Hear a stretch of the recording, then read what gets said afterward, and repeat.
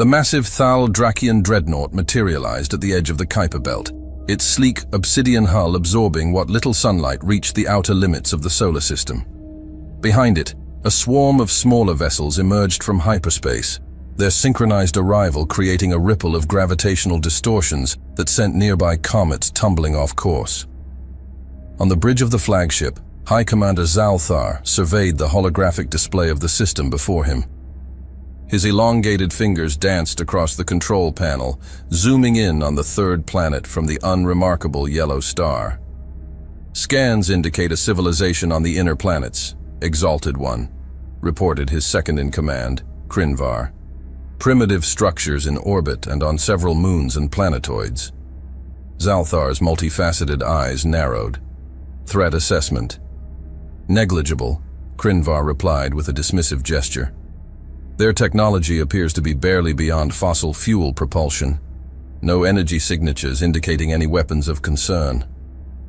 The High Commander nodded, his crest of iridescent feathers rippling with satisfaction. Excellent. This system will serve our purposes well. The Velnari will never think to look for us here, hiding among such insignificant beings. As the Thal-Drakian fleet began its advance into the solar system, alarms blared in the control room of the Kuiper Belt Deep Space Monitoring Station. Lieutenant Commander Nolan Graves' eyes widened as he processed the incoming data. "This can't be right," he muttered, recalibrating the sensors. But the readings remained unchanged. A massive fleet of unknown origin had just appeared out of nowhere, and it was heading straight for the inner planets. Graves's fingers flew across the holographic interface, initiating the station's quantum entanglement communicator. "Control, this is Kuiper Station. We have a code black. I repeat, code black. Multiple unknown vessels have entered the system. They're big, they're fast, and they're headed our way." On Earth, in the subterranean command center of the United Earth Defense Force, UEDF, General Dorian Vance received the transmission. His face remained impassive, but his eyes betrayed a flicker of concern. "Sound the alert," he ordered, his voice calm but authoritative. "I want all planetary defense grids online and our stealth fleet ready for deployment. And get me a secure line to the Galactic Council. We may need to call in our markers." As the UEDF sprang into action, the Thal-Drakian fleet reached the orbit of Neptune. The massive gas giant's powerful magnetic field seemed to have no effect on the alien ships as they passed by, their propulsion systems manipulating gravity itself to navigate the complex planetary system with ease. On Triton, Neptune's largest moon, Dr. Zoe Morales and her team of xenogeologists watched in awe as the alien armada approached. Their research station, hidden beneath the moon's icy crust, had been studying the extreme conditions of the outer solar system for years. Now they found themselves on the front lines of a potential alien incursion. "Are you seeing this?" Zoe breathed, her eyes glued to the high-resolution feed from their orbital satellites. The alien ships were like nothing she had ever seen, their design seeming to defy the very laws of physics. Her colleague, Dr. Asher Cole, nodded grimly. "I'm recording everything. If these aliens turn out to be hostile, Earth will need all the intel we can provide." As the Thal-Drakian fleet passed Neptune, they paid no heed to the human outpost on Triton. To them, it was nothing more than a primitive scientific station, barely worth noticing. On the bridge of the Thal-Drakian flagship, Krinvar reported, "Exalted One, we've detected a small structure on the moon of the blue gas giant. Shall we eliminate it?" Zalthar waved a dismissive hand. "Don't waste our energy. These primitives pose no threat. Focus on finding us a suitable hiding spot in this system." As the alien armada continued its advance, the human response kicked into high gear. In the Armstrong lunar base, Colonel Daniel Zane oversaw the activation of the moon's hidden defense grid. "I want every Spectre-class stealth fighter prepped and ready for launch," he barked, his voice echoing through the base's cavernous hangar. "And make sure the stellar ward is at full power. If these aliens decide to take a closer look at us, I want them to see nothing but a barren rock." Across the solar system, similar scenes played out on every human outpost and colony. "Hey there, Hope you're enjoying the video so far. If you do, please hit the like button and subscribe to the channel. It really helps the channel to grow and reach more people. Now let's find out what comes next. On Mars, Governor Alina Sokolov initiated emergency protocols, activating the planet's network of underground cities and defense installations. In the asteroid belt, mining operations transformed into military outposts, their equipment repurposed for defense and surveillance.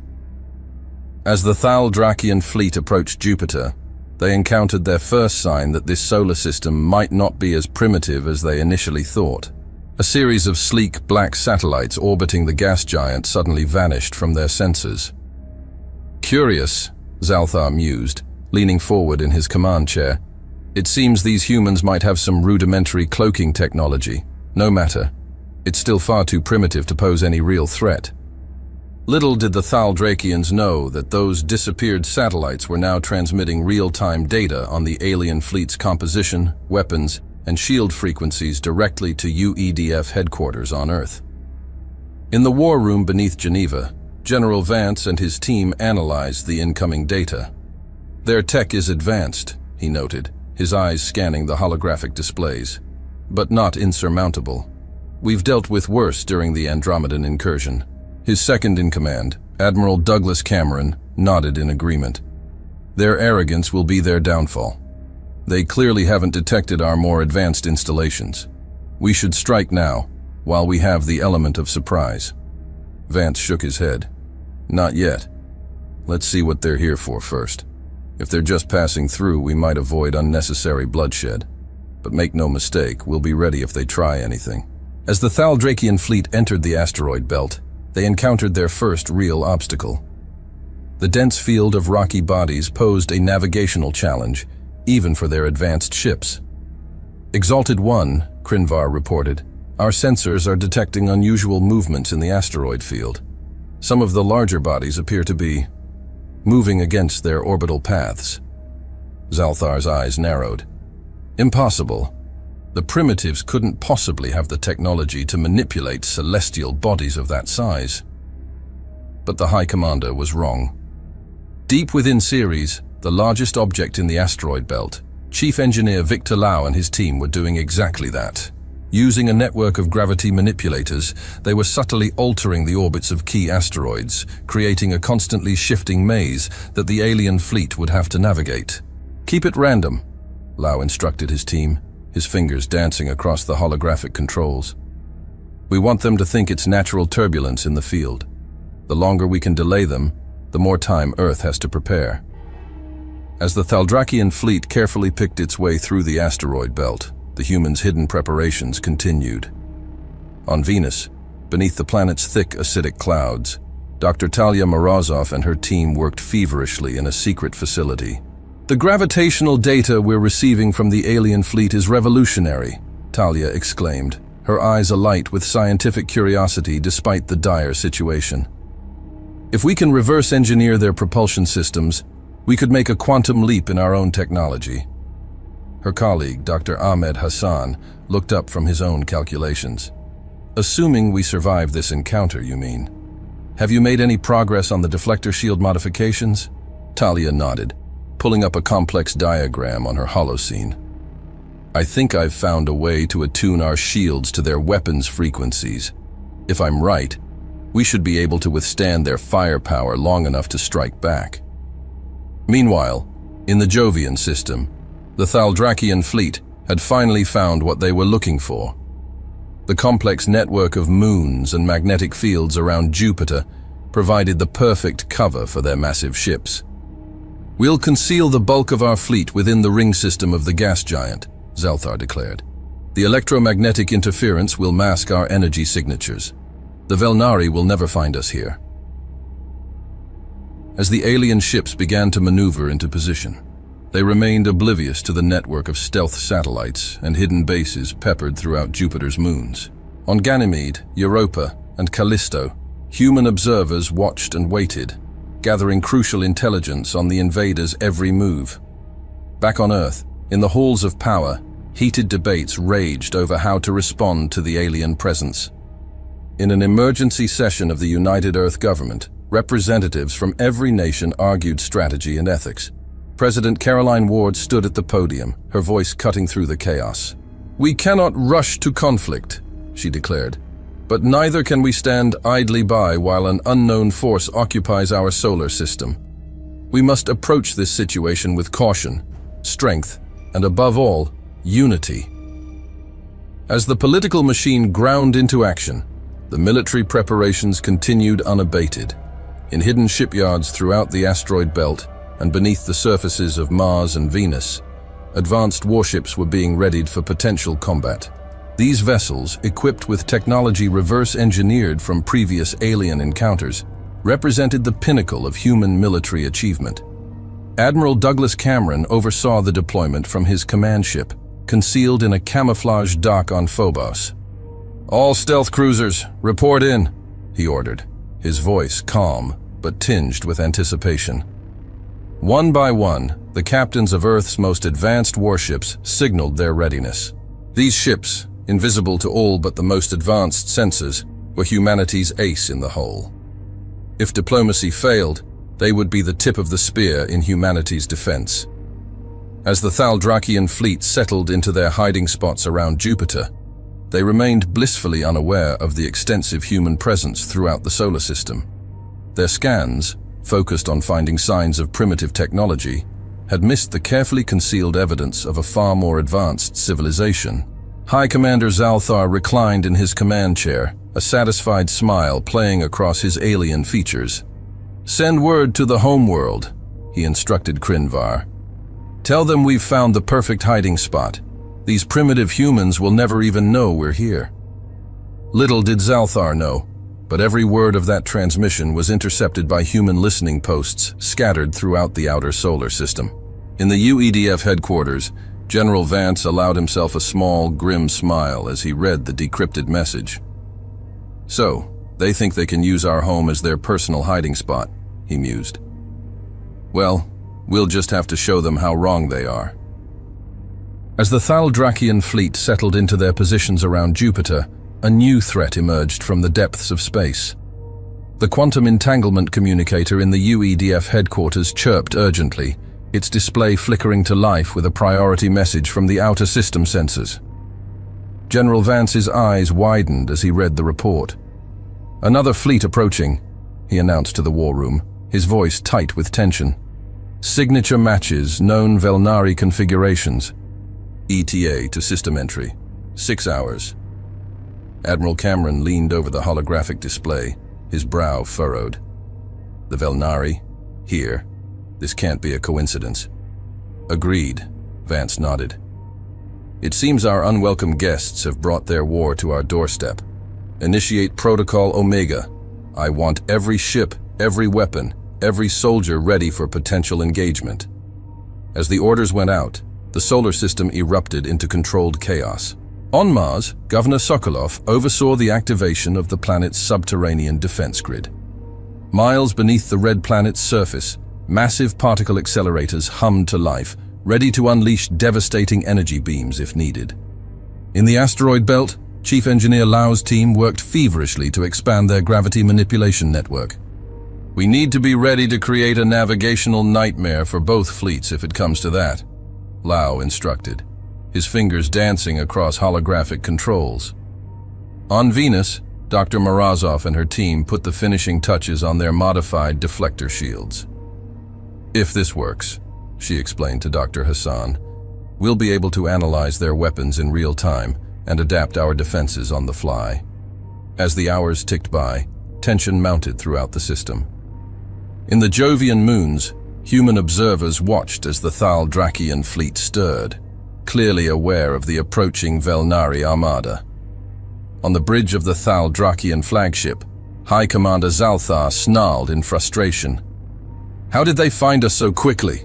Krinvar, ready the fleet. We'll crush these Velnari vermin before they can report our position."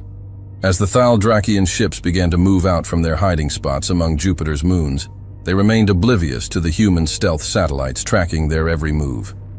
Each shift in formation, each power surge in their weapon systems, was meticulously recorded and analyzed by UEDF tacticians. The Velnari fleet arrived with a flash of exotic particles, their sleek, crystalline ships gleaming in the pale light of the distant sun. Unlike the Thaldrakians, who had ignored the human presence, the Velnari immediately began scanning the system intensively. On the Velnari command ship, Fleet Admiral Kalzor studied the sensor readings with her 4 eyes narrowed in concentration. "Interesting," she murmured. "This system is more developed than our intel suggested. These humans bear watching."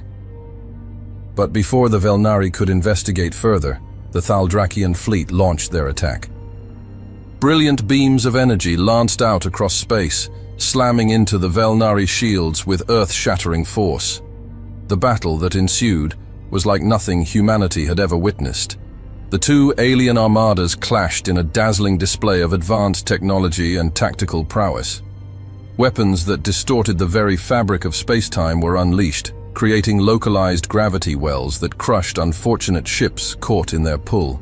From their hidden observation posts throughout the solar system, humans watched in awe and terror.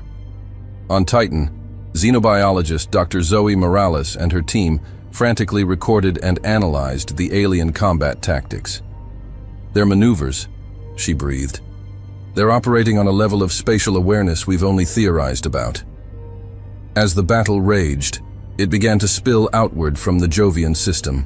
A group of Thaldrakian cruisers, pursued by Velnari interceptors, veered dangerously close to Mars. Energy weapons flashed, and suddenly, one of the massive environmental regulators on the Martian surface erupted in a ball of plasma. Governor Sokolov's voice crackled over the emergency channels, tight with controlled panic. "We've lost Dome 17. Thousands of colonists. Gone in an instant." The destruction wasn't limited to Mars. In the asteroid belt, mining stations and research outposts found themselves caught in the crossfire. The space around Ceres became a debris field of shattered rock and twisted metal, the remains of both human installations and alien warships. Back on Earth, President Ward addressed an emergency session of the United Earth government. "We cannot stand idly by while our solar system becomes a battleground for alien wars," she declared, her voice resonating with resolve. "But neither can we rush headlong into a conflict we don't fully understand. We must be strategic, and above all, we must protect our people." In orbit around Neptune, the Deep Space Research Station Magellan found itself suddenly on the front lines, as a detachment of Velnari ships used the planet's gravity to slingshot themselves back towards the main battle. The station's commander, Colonel Samuel Mansour, made a split-second decision that would change the course of the conflict. "Activate the Spectre drive," he ordered, his voice steady despite the chaos erupting around him. The massive station shimmered and vanished from sight, its revolutionary cloaking technology hiding it from the alien sensors. As Magellan faded from view, its powerful sensors remained active, gathering crucial data on both alien fleets. This information, transmitted back to Earth via quantum entanglement, would prove invaluable in the coming hours. The battle continued to escalate, with both sides unleashing ever more powerful weapons. A Thaldrakian dreadnought fired what appeared to be a miniature black hole, its gravitational pull tearing 3 Velnari cruisers apart. In retaliation, the Velnari unleashed a swarm of self-replicating nanobots that began to eat through the Thaldrakian ships' hulls. As the conflict intensified, more human outposts and installations found themselves in danger. The research base on Europa, buried beneath the moon's icy crust, detected massive energy spikes approaching their location. Dr. Asher Cole, the base's lead researcher, didn't hesitate. "Initiate emergency protocols," he commanded. "Activate the phase shifters." In a feat of engineering that would have seemed like magic mere decades ago, the entire Europa base shifted slightly out of phase with normal space-time. The approaching energy weapons passed harmlessly through the base's location, their sensors registering nothing but ice. However, not all human outposts were so fortunate. A small mining operation on one of Saturn's lesser moons found itself suddenly engulfed in a spatial distortion caused by an alien weapon misfire. When the distortion cleared, the entire moon, and everyone on it, was simply gone. as if it had never existed. The loss of life was mounting, and the damage to human infrastructure in the outer system was severe. In the UEDF war room, General Vance watched the casualty reports scroll by, his face a mask of grim determination. "We've lost over 10,000 civilians," Admiral Cameron reported, his voice heavy. "The Galileo space elevator is offline, Dome 17 on Mars is gone, and we've got reports of severe damage to our mining operations in the asteroid belt." Vance nodded slowly, his mind racing through potential strategies. "What about our military assets?" "Our stealth tech is holding," Cameron replied. "The aliens still seem unaware of our more advanced capabilities. The Spectre fleet remains undetected and in position around Earth and Mars." As they spoke, a priority communication came through from Luna Base. Colonel Daniel Zane's hologram flickered to life in the center of the war room. "General, we've just finished our analysis of the alien weapon signatures," he reported. "Dr. Morozov's team believes they can adapt our shields to withstand their attacks, at least for a short time." This was the moment Vance had been waiting for. He turned to President Ward's hologram, standing silently in the corner of the room. "Madam President, we have an opportunity here. Our stealth tech is holding, and we now have a defense against their weapons. If we strike now, we can end this conflict before it destroys our entire system." Ward's hologram flickered as she considered the options. The weight of the decision was evident in her eyes. The casualty reports. So many lives lost already. She paused, then straightened, her resolve visibly hardening. "You're right, General. We can't allow this to continue. You have my authorization. Intervene and end this conflict." Vance nodded sharply, then turned to the room full of Earth's top military minds. "You heard the President. It's time to show these aliens that they've made a grave mistake in bringing their war to our home." He pulled up a holographic display of the solar system, dotted with the positions of both alien fleets and the hidden human forces. "Admiral Cameron, I want the Spectre fleet in position to strike at both alien armadas simultaneously. Colonel Zane, prepare Luna Base's mass drivers. Dr. Morozov, get those shield modifications uploaded to all our ships immediately." As his orders were acknowledged and the room burst into activity, Vance allowed himself a grim smile. The aliens had gravely underestimated humanity's capabilities, and they were about to learn the consequences of that mistake. Across the solar system, humanity's hidden strengths were about to be revealed. On Mars, Governor Sokolov prepared to unveil the planet's true defenses. Beneath the red sands, massive cannons, far beyond what the aliens believed humans capable of, were charging up. In the asteroid belt, Chief Engineer Lau's team finalized their gravity manipulation network. With the push of a button, they could turn the entire belt into a swirling death trap for any ships caught within.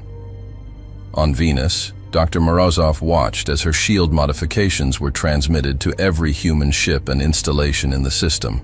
"Let's see them ignore us now," she muttered, a fierce pride in her voice. As the human forces prepared to reveal themselves and join the fray, the alien battle continued to rage, oblivious to the storm about to break upon them. The Thaldrakians and Velnari, so focused on their ancient grudges and advanced technology, had failed to realize a crucial fact. They had brought their war to the wrong neighborhood. Humanity, long underestimated and overlooked by the galactic community, was about to remind the universe why Earth was not a world to be trifled with. In hidden bases and cloaked ships throughout the solar system, men and women steeled themselves for the fight to come. The next few hours would determine the fate not just of humanity, but potentially of the entire galaxy. For if Earth could stand against not one but two advanced alien armadas, it would send shockwaves through the cosmic order.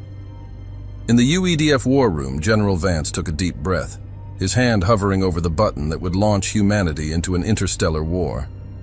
He looked around at his fellow leaders, seeing the same mix of determination and anxiety that he felt reflected in their eyes.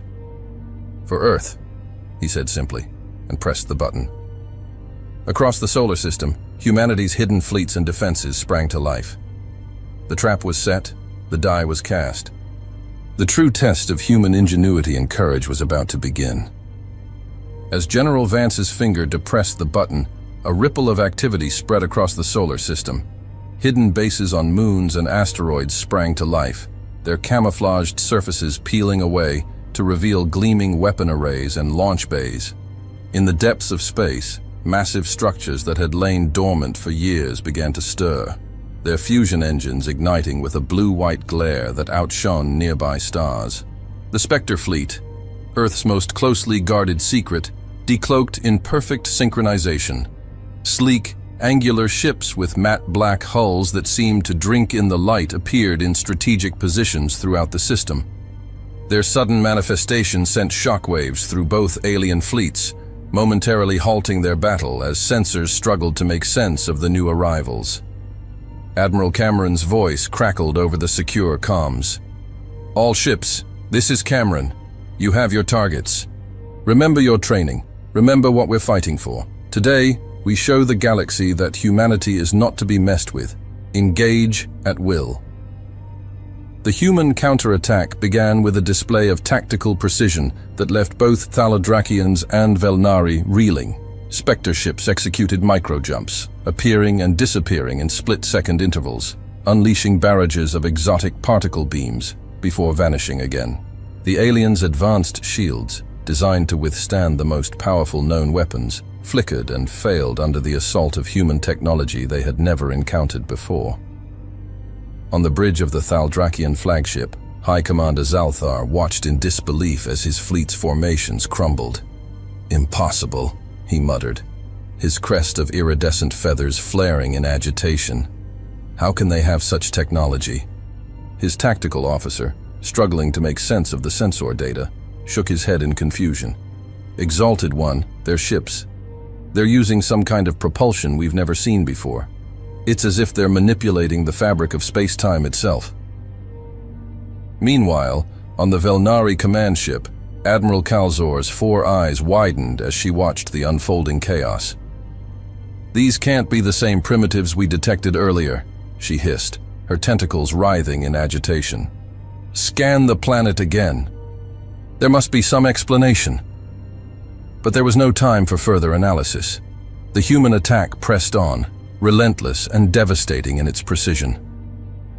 On Mars, Governor Sokolov gave the order to unveil the planet's true defenses. The red planet's surface seemed to ripple as massive cannons emerged from hidden underground silos. These were no ordinary weapons. Each barrel housed a miniaturized particle accelerator, capable of firing streams of near-light-speed projectiles with devastating accuracy. "Target the largest concentrations of enemy ships," Sokolov commanded, her voice steady despite the chaos unfolding around her. "Fire at will." The Martian defense grid came to life with a fury that caught the alien fleets completely off guard. Streams of hyper-accelerated particles lanced out across space, punching through shields and hulls as if they were made of paper. Thaladrakian and Velnari ships alike began to fall, their mighty warships reduced to expanding clouds of debris.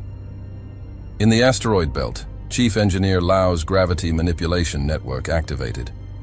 With a series of complex calculations, Lau and his team began to alter the orbits of thousands of asteroids simultaneously. The space between Mars and Jupiter became a swirling maelstrom of rock and ice, trapping entire squadrons of alien ships in a deadly dance of celestial bodies.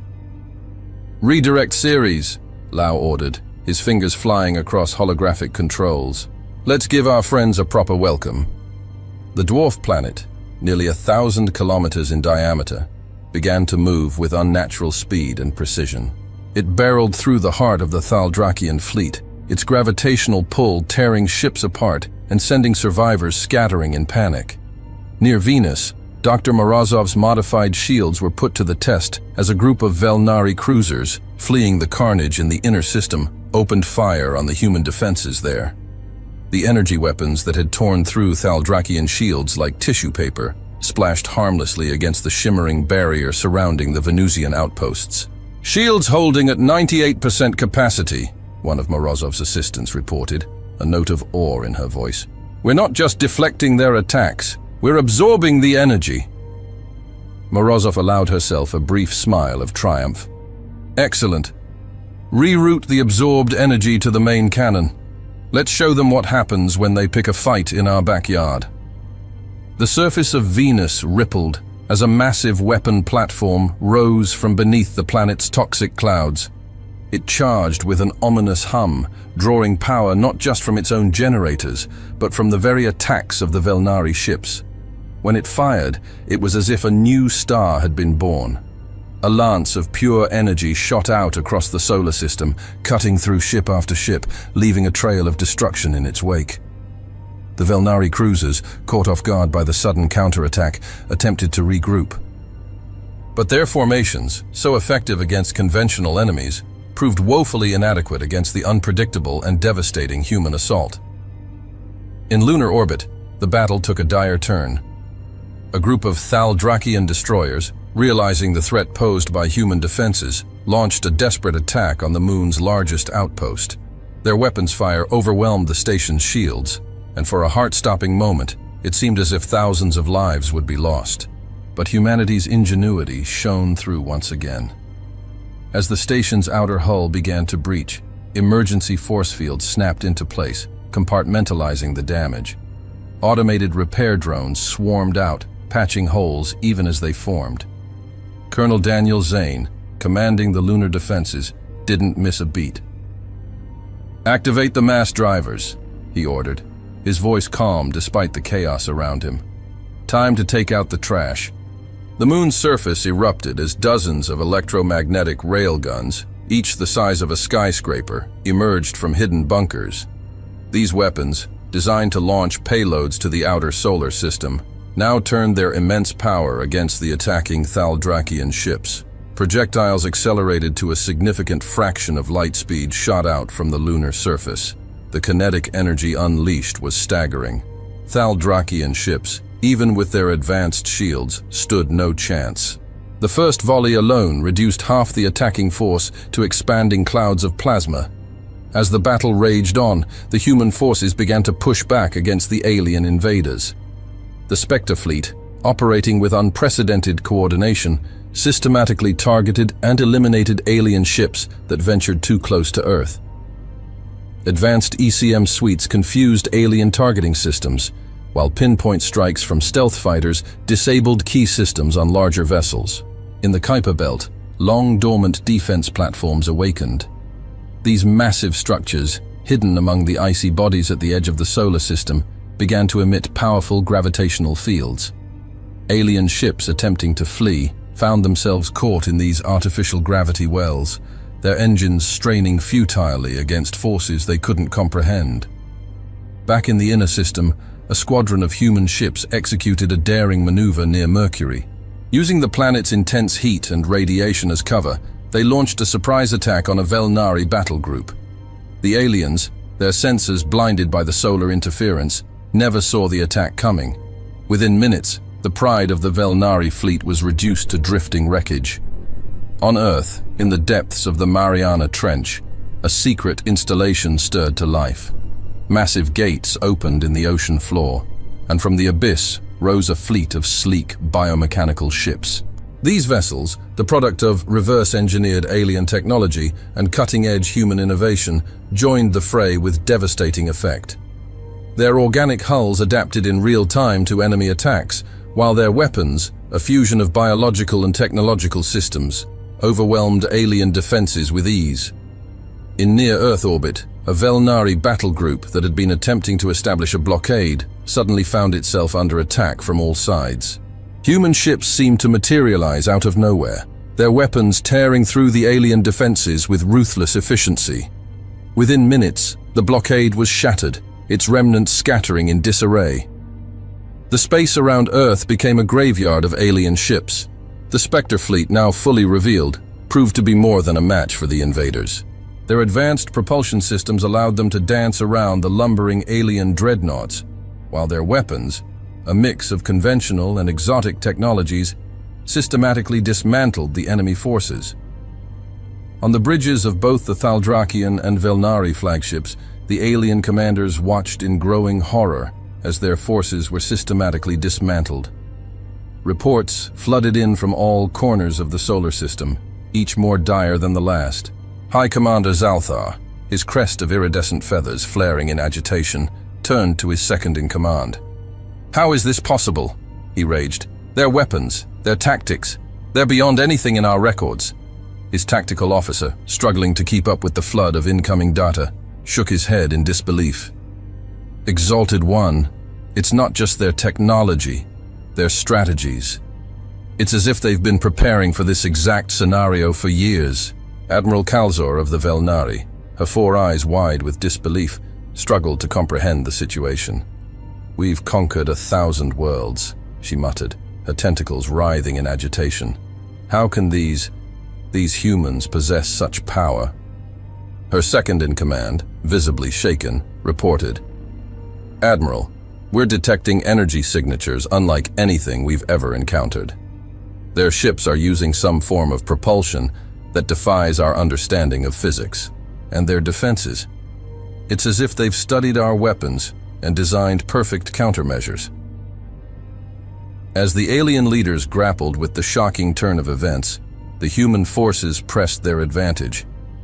The solar system, which had seemed ripe for conquest mere hours ago, had transformed into a deadly trap. And the prey, they realized with growing dread, had suddenly become the predator.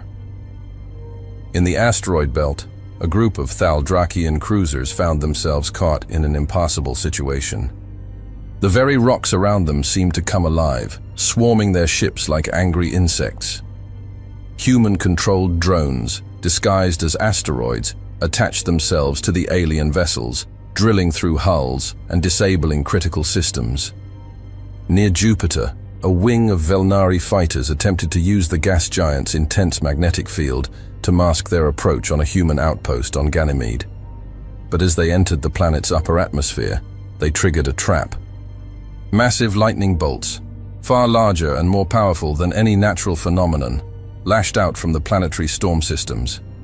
The fighters, their shields useless against this unexpected attack, were vaporized in seconds. On Titan, Saturn's largest moon, Dr. Zoe Morales and her team of xenobiologists found themselves on the front lines of the conflict. As a Thaldrakian landing party attempted to establish a beachhead, Morales activated the moon's hidden defenses. The thick methane atmosphere, usually a hindrance to operations, became a weapon. Controlled ignitions created walls of flame that swept across the moon's surface, engulfing the alien invaders. Back on Earth, in the UEDF war room, General Vance watched the battle unfold with grim satisfaction. Holographic displays showed the tide turning decisively in humanity's favor, but he knew better than to celebrate too soon. "Admiral Cameron," he called out, "status report on the Shadow Spear operation?" Cameron's hologram flickered to life beside him. "Operation proceeding as planned, General. Our stealth infiltrators have successfully breached both the Thaldrakian and Velnari flagships. They're making their way to the command centers now." Vance nodded. This was the most crucial and dangerous part of their strategy. While the main battle raged across the solar system, elite teams of human operatives had slipped aboard the alien command ships. Their mission, to capture the leaders of both fleets and bring this conflict to a decisive end. As the human counteroffensive continued to gain momentum, the alien forces found themselves increasingly outmatched and outmaneuvered. Ships that had once seemed invincible now fell to human weapons with alarming regularity. Tactics that had conquered countless worlds proved useless against an enemy that seemed to anticipate their every move. In a desperate bid to turn the tide, a Thaldrakian battle group attempted to make a run for Earth itself, hoping to use the planet's population as leverage. But as they approached, they encountered a defense that defied belief. A shimmering energy field enveloped the entire planet, effortlessly deflecting their most powerful weapons. Unknown to the aliens, this planetary shield was the culmination of decades of research, combining human ingenuity with reverse-engineered alien technology. It stood as a testament to humanity's determination to protect their homeworld at all costs. As the battle reached its crescendo, it became clear to both the Thaldrakians and the Velnari that they had made a catastrophic error in judgment. The solar system they had dismissed as an easy target had revealed itself to be a fortress, defended by a species whose technological prowess and tactical acumen far exceeded their own. The alien leaders, watching helplessly as their mighty fleets were reduced to scattered remnants, began to realize the full extent of their miscalculation. They had come to this system seeing only what they expected to see, a primitive world ripe for exploitation. Instead, they had found a sleeping giant, one that they had foolishly awakened. As humanity's ships pressed their advantage, systematically eliminating the remaining alien resistance near Earth, the message was clear. This was not just a defense of home, it was a demonstration of power that would send shockwaves through the galaxy. The era of Earth being overlooked and underestimated was over. A new chapter in human history had begun, and the entire galaxy would soon feel its impact. As the initial shock of the human counterattack began to wear off, both the Thaldrakian and Velnari fleets attempted to regroup and mount a defense. However, the relentless assault from Earth's forces left them scrambling to adapt to tactics and technologies they had never encountered before. Admiral Cameron, aboard the UES Mirage, surveyed the holographic battle map with a keen eye. "It's time for Phase 2, he announced to his command staff. "Initiate Operation Umbra." Across the solar system, the human fleet began to split into smaller, more agile task forces. Each group adopted a different tactical approach, creating a multi-pronged assault that left the alien commanders struggling to respond effectively. Near Mars, a squadron of Earth's ships engaged their experimental Spectre drive systems. The vessels seemed to flicker in and out of existence, appearing at random locations around the Thaldrakian fleet. Each time they materialized, they unleashed a barrage of weapons fire before vanishing again, leaving the aliens firing desperately at empty space. High Commander Zalthar, his iridescent crest fully extended in agitation, barked orders on the bridge of his flagship. "Reconfigure the sensor arrays. They must have some kind of cloaking technology we haven't encountered before." But even as his crew scrambled to comply, another human tactic was unfolding. A group of smaller Earth vessels suddenly accelerated to incredible speeds, their engines leaving trails of exotic particles in their wake. They weaved through the Thaldrakian formation with impossible precision, their weapon systems targeting critical points on the alien ships. As the Thaldrakians struggled to track these lightning-fast attackers, they failed to notice the real threat. The exotic particle trails left behind by the human ships began to interact with each other, forming a complex web of energy. Suddenly, the entire section of space occupied by the Thaldrakian fleet erupted in a cascade of subspace distortions. Thaldrakian ships found their shields fluctuating wildly, their weapon systems misfiring, and their communication networks filled with indecipherable static. In the span of a few minutes, a significant portion of their fleet had been effectively neutralized without a single direct hit. Meanwhile, the Velnari were facing challenges of their own. Admiral Kalzor watched in growing horror as her carefully orchestrated battle plans fell apart in the face of human ingenuity. A group of Earth ships had taken up position near Venus, using the planet's dense atmosphere as cover. Suddenly, they began launching what appeared to be simple kinetic projectiles. The Velnari sensors dismissed them as primitive weapons, easily deflected by their advanced shields. It was only when the projectiles were meters from their targets that they revealed their true nature. Each one split open, releasing a swarm of microscopic robots. These nanobots quickly spread across the hulls of the Velnari ships, interfacing with their systems and wreaking havoc from within. "Purge the systems," Kalzor screamed, her tentacles writhing in fury. "Shut down all non-essential functions." But it was too late.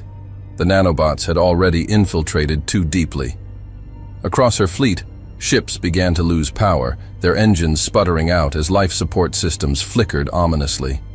As both alien fleets reeled from these unexpected attacks, the main body of Earth's forces pressed their advantage. The human ships moved with a coordinated grace that spoke of countless hours of training and preparation. Every maneuver, every weapons deployment was precisely calculated for maximum effect. In the Kuiper Belt, a detachment of Thaldrakian ships attempted to regroup and launch a counteroffensive. But as they began to accelerate towards the inner system, they encountered yet another human surprise. The icy bodies around them suddenly came to life. What the aliens had dismissed as simple comets and asteroids revealed themselves to be camouflaged weapons platforms. A hail of graviton beams lanced out, catching the Thaldrakian ships in a crossfire from which there was no escape. Back near Earth, the Velnari launched a desperate attack on the planet's orbital defenses. Their remaining capital ships concentrated their fire on what they perceived to be a weak point in the human formation. For a moment, it seemed their gambit might pay off. Several Earth ships took heavy damage, their hulls breached by the powerful Velnari weapons.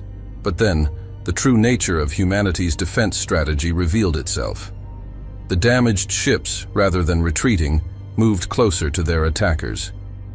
As the Velnari watched in disbelief, the human vessels began to shed their outer layers. What had appeared to be crippled ships suddenly transformed into smaller, even more agile craft. These escape pods swarmed the Velnari capital ships, attaching themselves to hull and burrowing inside. Admiral Kalzor received frantic reports from across her fleet. "Internal breaches on multiple decks. Unknown entities boarding via the hull breaches. We can't hold them back."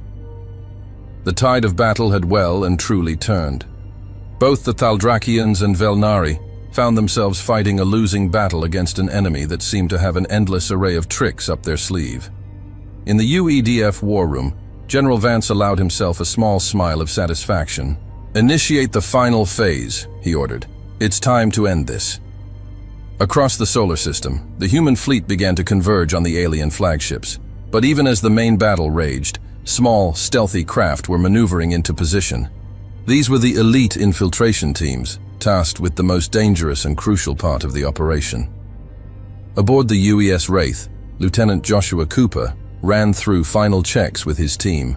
They were the tip of the spear, chosen for their unique skills and unwavering courage. Their mission: to infiltrate the Thaldrakian flagship and capture High Commander Zalthar. "Remember," Cooper briefed his squad, "we're not here for revenge. Our job is to end this war as quickly as possible, with as little further loss of life as we can manage. We go in fast, we hit hard, and we get out with the target. Any questions?" The determined faces of his team told him everything he needed to know. They were ready. As the Wraith approached the Thaldrakian flagship, it activated its advanced cloaking system. The ship seemed to fade from existence, becoming invisible not just to eyes, but to every sensor the aliens possessed. With practiced precision, the Wraith maneuvered alongside the much larger alien vessel. Magnetic grapples shot out, securing the smaller ship to the flagship's hull. Cooper and his team, clad in sleek exosuits that enhanced their strength and speed, prepared to breach. Cutting torches flared to life, slicing through the alien hull with surprising ease. Within moments, the infiltration team was inside, moving swiftly through the cavernous corridors of the Thaldrakian ship. Meanwhile, a similar scene was unfolding aboard the Velnari flagship. Captain Damien Vale led his team through the twisting, organic-looking passageways of the alien vessel. Unlike the Thaldrakian ship, which had been breached by brute force, the infiltration of the Velnari flagship had required a more subtle approach. Vale and his team had used a daring technique, allowing themselves to be swallowed by the Velnari's matter reclamation system. Their specially designed suits had protected them from the process, allowing them to slip aboard undetected. Now both teams raced against time to reach their objectives. They encountered sporadic resistance from the alien crews, but their advanced weapons and tactics gave them a significant edge. On the bridge of the Thaldrakian flagship, High Commander Zalthar was growing increasingly desperate. "Where are they coming from?" he raged, as reports of the human infiltrators flooded in. "How did they get aboard?" His questions were answered moments later as the bridge doors exploded inward. Lieutenant Cooper and his team stormed in, their weapons trained on the alien leaders. "High Commander Zalthar," Cooper announced, his voice firm and unwavering. "By the authority of the United Earth Government, you are hereby placed under arrest for crimes against humanity and violations of galactic law. Aboard the Velnari flagship, Captain Vale and his squad faced a different challenge. The organic nature of the Velnari ship meant that traditional breaching tactics were useless against the living bulkheads. Thinking quickly, Vale deployed a specially designed bioelectric pulse. The energy surge momentarily stunned the ship's living systems, causing the membrane-like doors to relax. As the barrier to the bridge fell away, Vale led the charge. "Admiral Kalzor," he called out, his weapon trained on the Velnari leader. "Your fleet is defeated. Surrender now, and we can end this without further bloodshed." In both flagships, a tense standoff ensued. The alien leaders, so recently confident in their superiority, now found themselves at the mercy of the very species they had dismissed as primitive. As the human infiltrators secured their high-value targets, the battle outside reached its climax. With their command structures in chaos, both the Thaldrakian and Velnari fleets began to falter. Earth ships pressed their advantage, their coordinated attacks systematically dismantling what remained of the alien resistance. Ships that had once seemed invincible crumbled under the onslaught of human weaponry and tactics. In the war room, General Vance received the news he had been waiting for.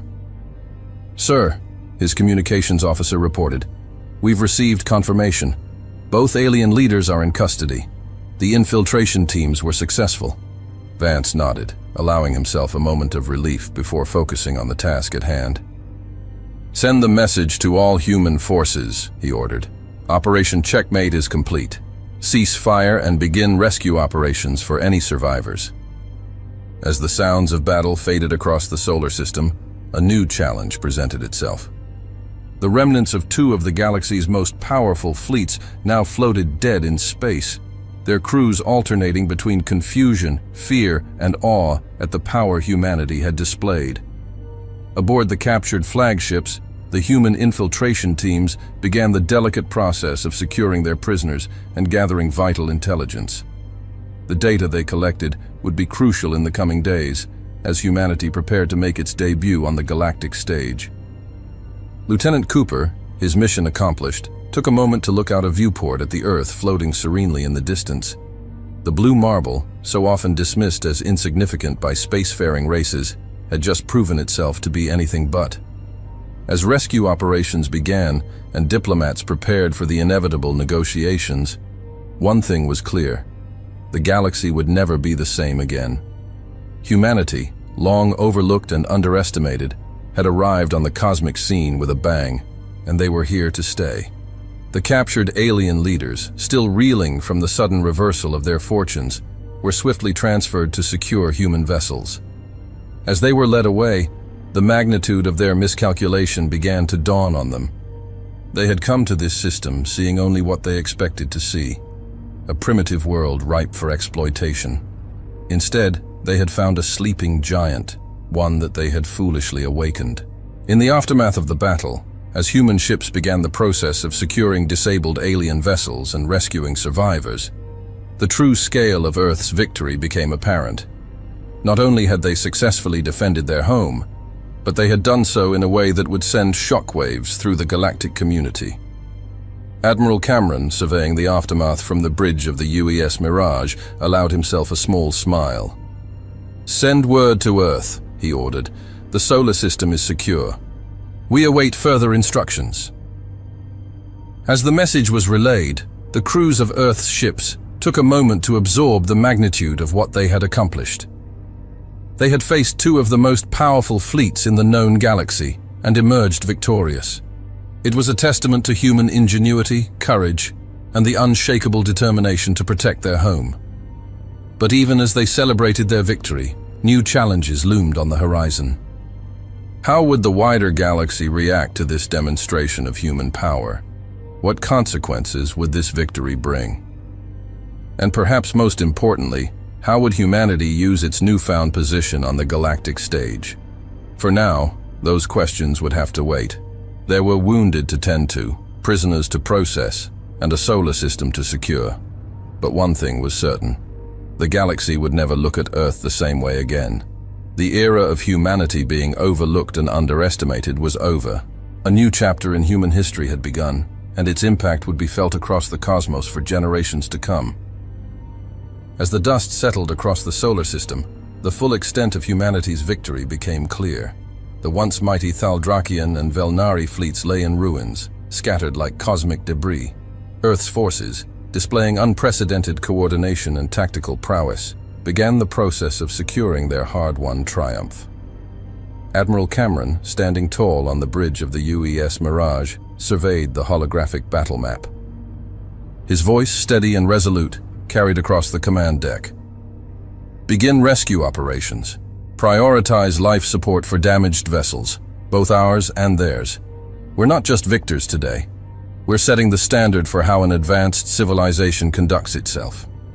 Across the solar system, Earth's ships moved with purpose.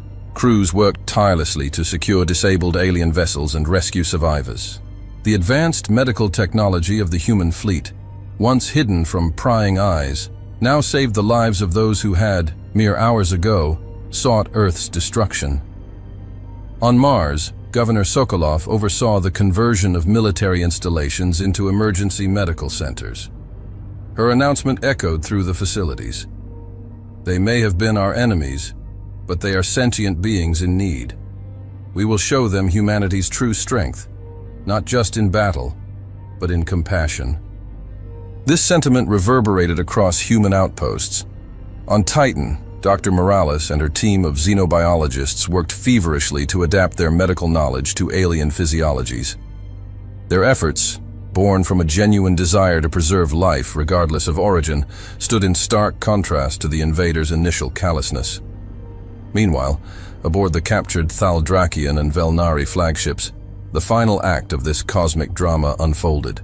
Lieutenant Cooper and Captain Vale, leading their infiltration teams, had successfully secured their high-value targets. Now came the delicate task of extracting the alien leaders without further bloodshed. On the Thaldrakian flagship's bridge, High Commander Zalthar found himself in an unimaginable position, a prisoner on his own vessel. His iridescent crest, once proudly erect, now lay flat against his head in defeat. "Do you have any idea of the consequences?" "The power I wield in the galactic community," he sputtered, rage and disbelief coloring his voice. Lieutenant Cooper met the alien leader's gaze steadily. "With all due respect, High Commander," he replied, his voice calm but firm, "I don't think you grasp the situation. Your fleet is defeated, your invasion thwarted. More importantly, you've violated numerous tenets of galactic law. We're not just defending our home, we're upholding principles you've transgressed." Zalthar's eyes widened, uncertainty flickering across his features. "Galactic law? But how could you possibly?" Cooper allowed himself a small smile. "There's a lot about us you don't know, High Commander. I suggest you save your questions for the appropriate authorities." A similar scene played out aboard the Velnari flagship. Admiral Calzor, her four eyes darting nervously between Captain Vale and the human soldiers securing the bridge, struggled to comprehend her sudden reversal of fortune.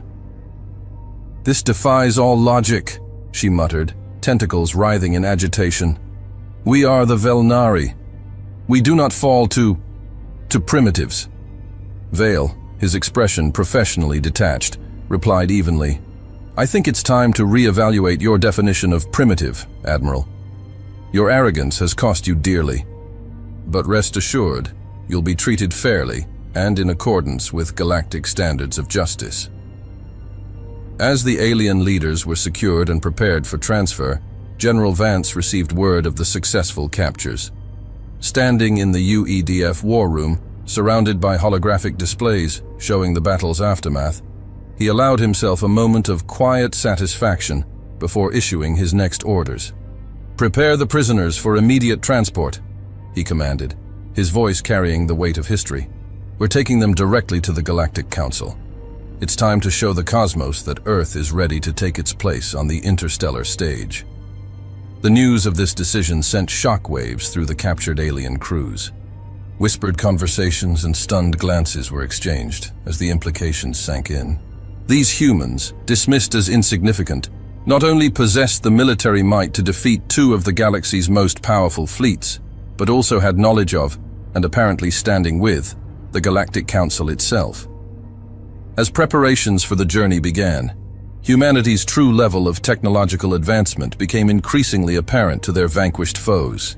The Spectre fleet, now fully revealed, showcased propulsion systems and weapons technology that rivaled or even surpassed anything in the Thaldrakian or Velnari arsenals. Zalthar and Kalzor, now aboard a heavily guarded human transport vessel, watched in stunned silence as Earth's ships effortlessly maneuvered through the debris field of the battle. The precision and speed with which the humans navigated spoke of a level of technological sophistication that neither alien leader had believed possible.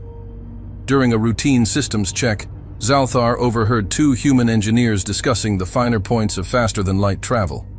The casual way they debated theories he had believed far beyond Earth's grasp sent a chill down his spine. How long, he wondered, had the humans possessed this knowledge? And what else were they hiding? Kalzor, for her part, found herself begrudgingly impressed by the efficiency and professionalism of the human crew. Despite the circumstances, she was treated with a level of respect she hadn't expected. Medical attention was provided without hesitation, dietary needs were accommodated, and at no point was she made to feel like a trophy of war.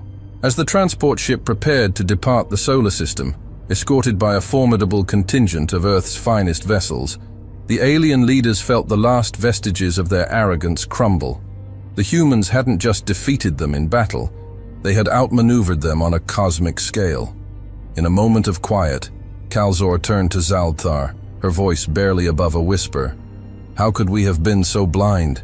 They were ready for us, for all of us. Zalthar, his proud bearing now a shadow of its former self, could only nod in silent agreement. The humans had not just defeated them. They had shattered the very foundations of their belief in their own superiority. On the bridge of the escort flagship, Admiral Cameron stood watching as the last of the Earthships took formation around the transport carrying the alien leaders.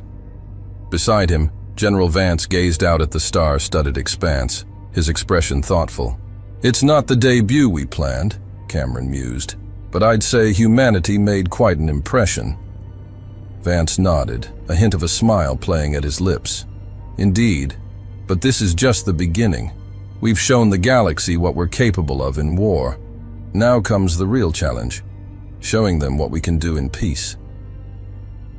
As the fleet prepared to make the jump to faster-than-light travel, Cameron turned to his communications officer. "Send the message," he ordered, his voice carrying the weight of the moment. The officer nodded, and a broadcast began, transmitted in multiple galactic languages. "Attention all ships. This is Admiral Cameron of the United Earth Defense Force. We stand at the threshold of a new era for humanity. Today, we have proven ourselves not just as defenders of our home, but as a force for justice in the galaxy. Let our actions from this point forward reflect the very best of what humanity can be. We go now to the Galactic Council, not as conquerors, but as equals, ready to take our place among the stars." As the message echoed across the communications channels, the reactions among the alien prisoners and their escorts were a mixture of shock, disbelief, and dawning respect. The casual mention of the Galactic Council, the confidence with which the humans spoke of taking their place in the galactic community, it all pointed to a level of preparation and knowledge that defied their previous assumptions. Zalthar, listening to the broadcast from his holding cell, felt a final piece of his worldview shatter. "They knew," he murmured, more to himself than to anyone else. "All this time, they knew about us, about the Council, about everything. And we never had a clue." Kalzor, in an adjacent cell, could only nod in mute agreement. The magnitude of their miscalculation was becoming clearer with each passing moment. As the fleet began its journey, the image of Earth's ships escorting the captured alien vessels served as a powerful symbol. Humanity, long overlooked and underestimated, had not just defended its home, but had catapulted itself onto the galactic stage in spectacular fashion. The stars seemed to shine a little brighter as the fleet made its way out of the solar system. Earth, once thought to be an insignificant blue marble on the edge of an unremarkable galaxy, had proven itself to be anything but. As the last ship cleared the heliopause, marking the official boundary of the solar system, Admiral Cameron allowed himself a small smile. "Set course for the Galactic Council," he ordered. "It's time to introduce ourselves properly to the neighborhood." With a flash of energy that momentarily outshone the distant sun, the human fleet, with their alien prisoners in tow, vanished into the depths of space. Hey there again. I'm glad you've come so far. Hope you enjoyed the video. Remember to hit the like button and the subscribe button. This is really important to the channel. Really important. And I have one more thing for you. I've chosen another video for you to watch. Just click the card here, or here if you want the whole playlist. See you there.